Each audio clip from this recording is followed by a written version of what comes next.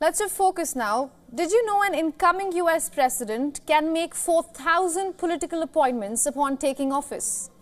Donald Trump has gotten a head start, and this by announcing most of the crucial posts. And Trump seems to be keeping his promises made earlier.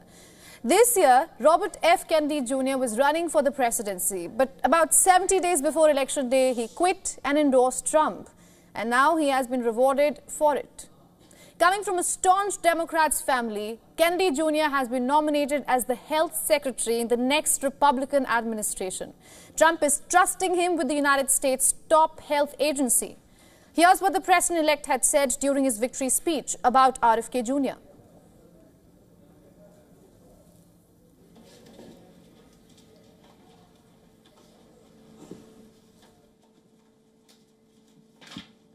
Robert F. Kennedy Jr., he came in.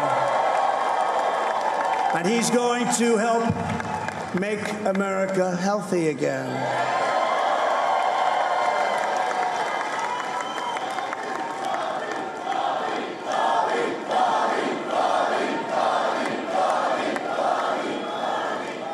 And now he's a great guy, and he really means it. He wants to do some things, and we're going to let him go to it. I just said, but, Bobby, leave the oil to me. Trump has promised that Kennedy Jr. will make America healthy again, and the appointment comes on a crucial day too. A Lancet report has claimed that 3/4 of US adults are obese. It also paints a grim picture for the future. Without immediate action, 260 million people will be overweight by 2050. That's 70% of America's projected population. It's also 1 in 5 children, at least 1 in 3 adolescents and 2 in 3 adults. Obesity is an issue that Kennedy Jr. has talked about in length during the campaign as well as before that. He has called it chronic disease epidemic of conditions. And like obesity, diabetes, autism and reducing chemicals in foods is something he has touched upon. Kennedy also suggested that he would gut the 18,000 employee Food and Drug Administration and replace hundreds of employees at the National Institutes of Health. On the downside, as seen by many experts, Kennedy has been a vaccine denier. He has been accused of making false medical claims like vaccines are linked to autism. He opposed state and federal restrictions imposed during the COVID-19 pandemic and was accused of spreading misinformation about the virus in the middle of a health emergency. And with those additions, this is how the full picture is looking.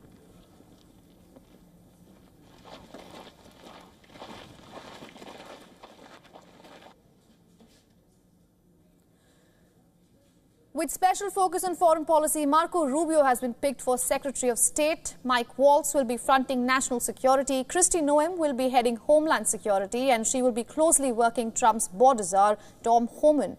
For the first time, a woman will occupy the post of Chief of Staff. Trump has named Susie Wiles, a Democrat who changed sides in the middle of election. That's Tulsi Gabbard, has been chosen to become the Director of National Intelligence. Pete Hegseth has been nominated to be the next Defense Secretary.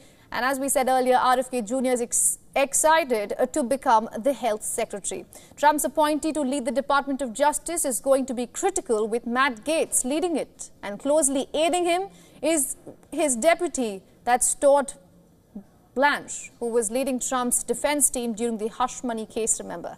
Mike Huckabee, a man known to be one of the staunchest supporters of Israel and does not believe in the term Palestinian, has been tipped to be the ambassador to Israel. And the most interesting pick, Elon Musk and Vivek Ramaswamy will create a non-federal department to ensure government efficiency.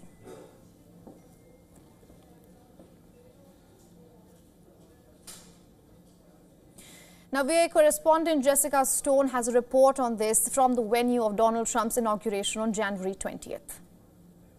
This is a secondary Trump priority to ending those wars, is revamping the Pentagon and really changing the nature of the priorities there and helping with recruitment. Critics say that while he served those tours in Iraq and Afghanistan, though, that he has no management experience. I mean, this is an enormous bureaucracy, more than 1 million employees that he's going to have to manage if he's confirmed. So That's Pete Hegseth. Now, you mentioned Senator Marco Rubio to lead state. He is a much more traditional pick. Of course, he has been on all of the foreign policy committees in the Senate. He has taken strong positions on Venezuela and Cuba. He's a Cuban American with a very strong stance against China, anti-communist stance. He is a much more traditional pick, but remember, he also... For all the latest news, download the WION app and subscribe to our YouTube channel.